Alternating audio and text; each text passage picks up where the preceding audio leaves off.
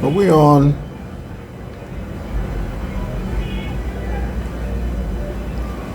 This light.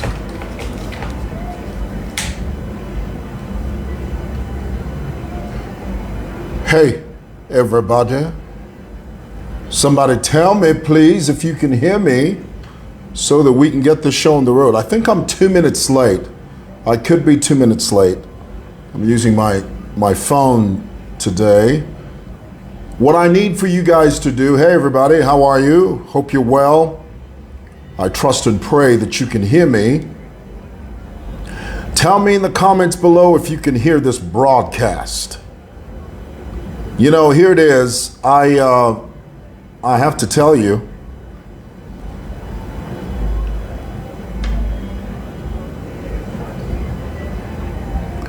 a few minutes ago, I had set up my DSLR and everything was going fine until it went pear-shaped. Very quickly it went pear-shaped. Well, hey guys, just wanted to chime in very quickly. Hope you guys are well. Thank you so much. Many of you are sending me your messages and you're saying to me, Mr. Mwewa, we missed you. Thank you for saying that. I appreciate that. And you know, I don't take that lightly. Of course, I do know that this is social media, so people will love you now and then they'll despise you in the very next second. So I'm purely alive to that fact. So I take your welcome and I take your love with a grain of salt. So, sorry, I had to say it that way. All right, real quick. Tell me now if you can hear me. You're welcome back. Bright says hello. I'm in my office. I'm about to leave. I won't be here long. Guys, let's talk for a moment about ECL's immunity. Now, I'm not going to sit here and bore you with the intricate details of how a president's immunity can be lifted.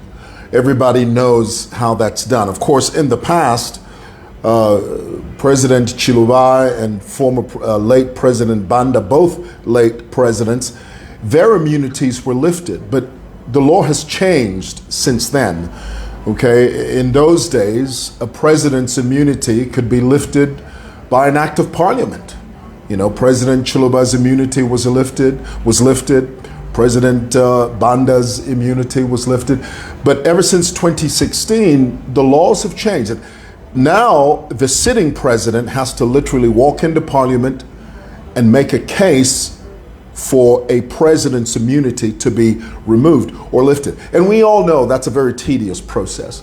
Now, I'm not going to go into that. What I'm going to deal with, though, is, as many of you know, recently we heard that the Drug Enforcement Commission had announced that one of the properties that they had previously seized was not in the stead of the former president. In other words, the former president, President Edgar Lungu, was not the owner of this lodge, and therefore DEC said, well, because the former president was not the owner of this lodge, we release this property, and the former president has no connection to this property. Let me say one word about that. I think all of us will agree that the investigative wings that we currently have in Zambia, they're losing the fight against money laundering. And it's for two reasons. Number one, DEC is woefully equipped and is inadequate to deal with the issue of money laundering. Money laundering is a very complex vice, and it takes a very sophisticated group of young, well-educated people. You don't have to be young, but my point is, it takes a group of sophisticated, well-educated, well-trained personnel to deal with the problem of money laundering.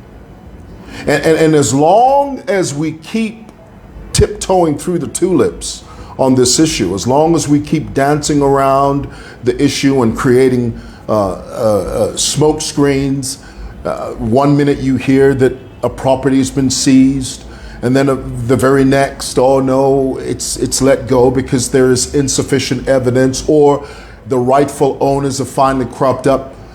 As long as we keep ignoring the fact that the fight against money laundering is not being waged. In fact, it's being lost by these investigative institutions we have, DEC and the ACC. Why? Because they're ill-equipped. They're woefully ill-equipped. They're understaffed to do the work that they're supposed to do in order to get the results that they need. And here it is.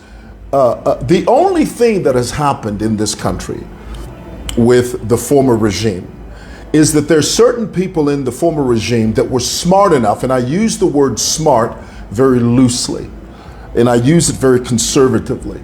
There were people in the former regime, the PF regime, that were smart enough to cover their tracks. I mean, they knew the loopholes as far as money laundering is concerned, and they covered their tracks. And it's going to take a concerted effort to make sure that the people that were stealing money from the system are brought to book. We recently saw a young man from intercity bus terminus, Commander 2 they called it, because during the PF, these guys were so dumb, they thought that the PF was going to be in government from here till rapture. Many of them thought, no, that wakafumepo. And so they were careless. Of course, you had a few that had foresight.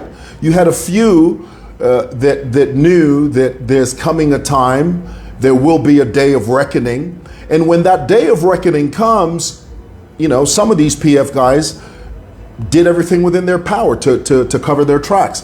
But people like Commander 2 and people like him, where this guy was the guy in charge of intercity bus terminus, in possession of property exceeding 12 million kwacha. Those guys were dumber than boxes of hammers. Those guys were thick as planks. Why? Because they didn't know the art of covering their tracks. Are you with me? They didn't know the art of being stealthy. They didn't know that. They didn't know that there's coming a time and a day when the sun will set on their reign, and that there will be a new administration, a new government that is going to take a closer look at their activities. And those that were careless, for example, Commander 2, many of these guys in PF were just flaunting their ill-gotten gain, literally flaunting it. Flaunting. You know what it means to flaunt?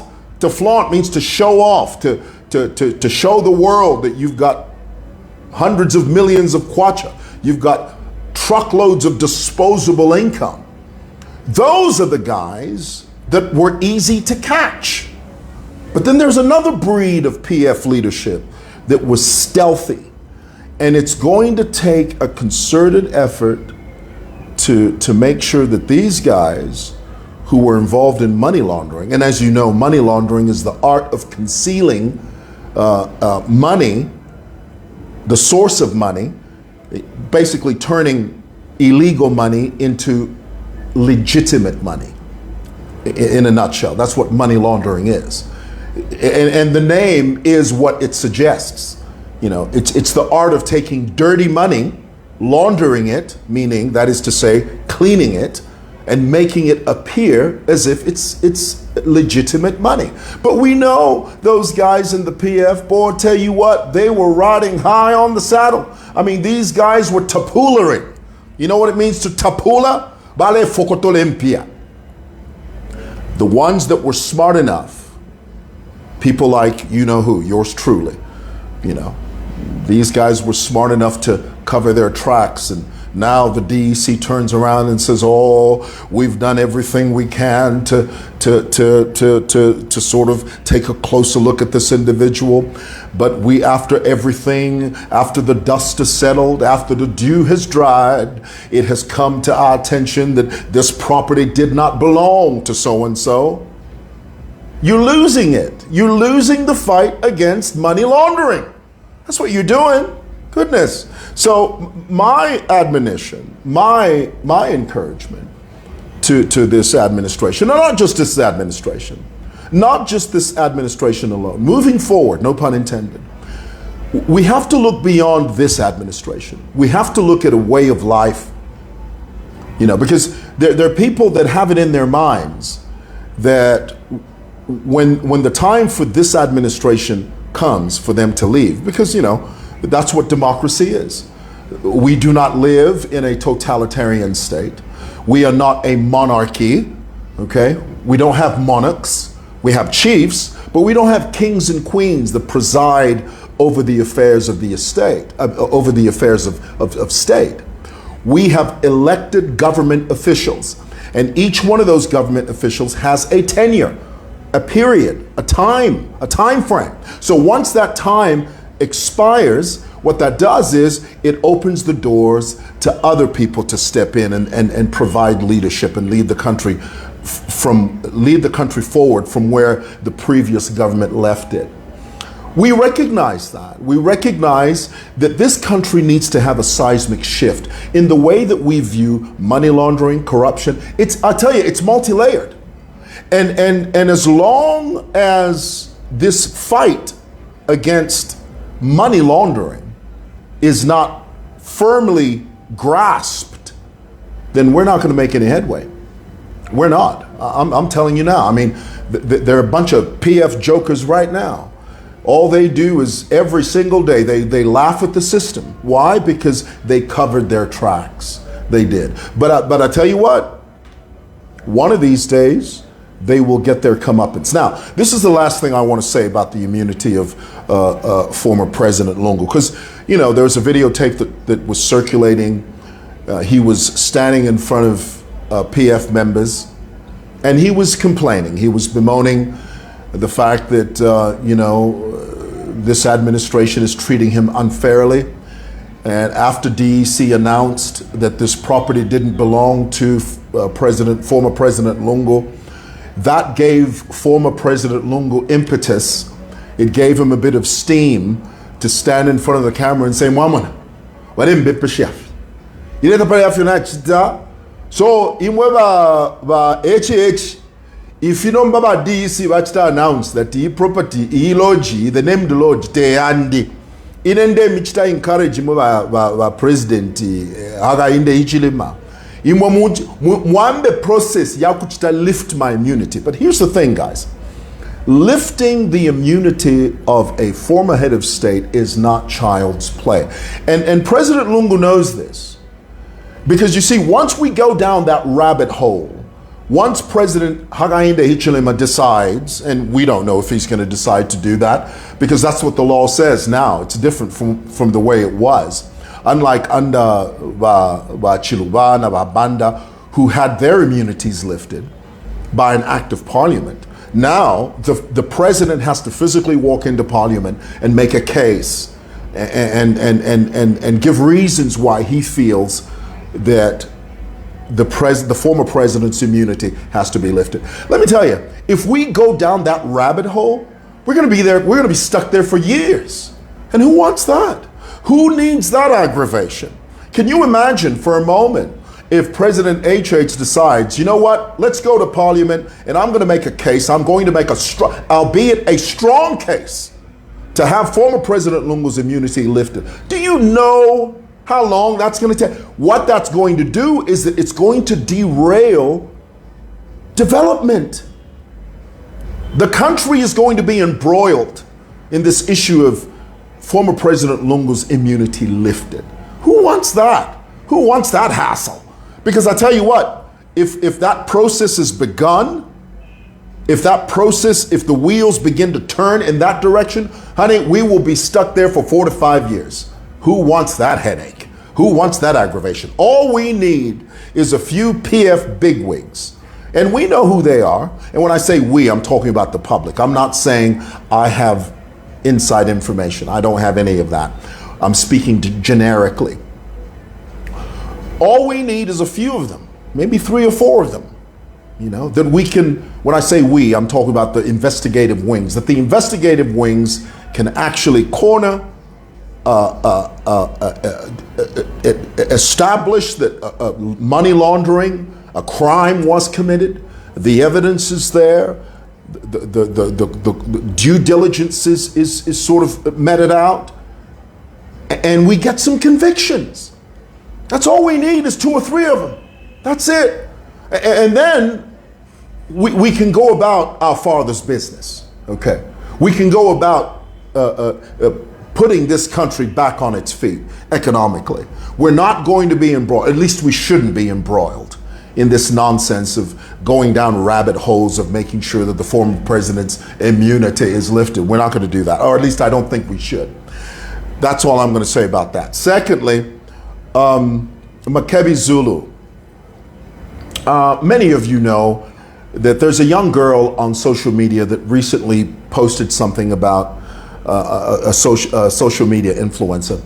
According to this young girl, her name is what's her name? What is her name? I have it here. I'll get it right in a moment. I just want to get Natasha Kasonde is her name. She posted something and she said, look, you know, this person that claims that she's bought an iPhone for 87,000 kwacha, she hasn't done that because she hasn't paid me for my two Brazilian weaves. What's going on in our country? And then here it is, when she posted that, and of course she also posted a flurry of insults, which I disagree with. I don't think that was right of her to insult the social media influencer in the way that she did, in the manner that she did. That was wrong. So after this young girl posted this, the social media influencer went to makebi Zulu. Makebi Zulu writes a letter, a demand letter to Natasha Kasonde, and says, Natasha, if we're client to Wesuna Twevati Uremberefi, Edio, you've suggested that she can't afford to buy artificial hair. Makebi, this is what you're embroiled in now, Makebi. Well, it's bad enough that you're spread out so thin. I mean, every single solitary PF despot that's out there that has a court case, here comes Makebi running. I mean, it's bad enough that you're spread out so thin. But Makebi, must you stoop so low that you start talking about artificial hair? What, we're talking about artificial hair now, Makebi? Is this what it's come to now? And then here's the clincher. I mean, I'll tell you what, it gets weirder. Here's the clincher. Makebi Zulu says, my client, who's the social media personality, feels injured, and therefore we are demanding 2 million kwacha from you. Not only must you go on social media and apologize for this vile accusation, okay? Not only must you do that, but by God, we want 2 million kwacha from you. Makebi, you know good and hell well she doesn't have 2 million kwacha to give you, okay? Let's start there. Secondly, Makebi, you're barking up the wrong tree. You're sliding up a slippery slope. Goodness. I mean, we're talking about artificial hair now? What you should be concentrating on, Makebi, I'll tell you now, is you need to get that career of yours back on track. Yeah, that's the truth. So here's this, that's my feeling about that. I'm not sure what you guys feel, but that's how I feel about it. Okay? All right, I've been talking for a while. Thought I'd share that with you. Thanks for watching. God bless. Bye.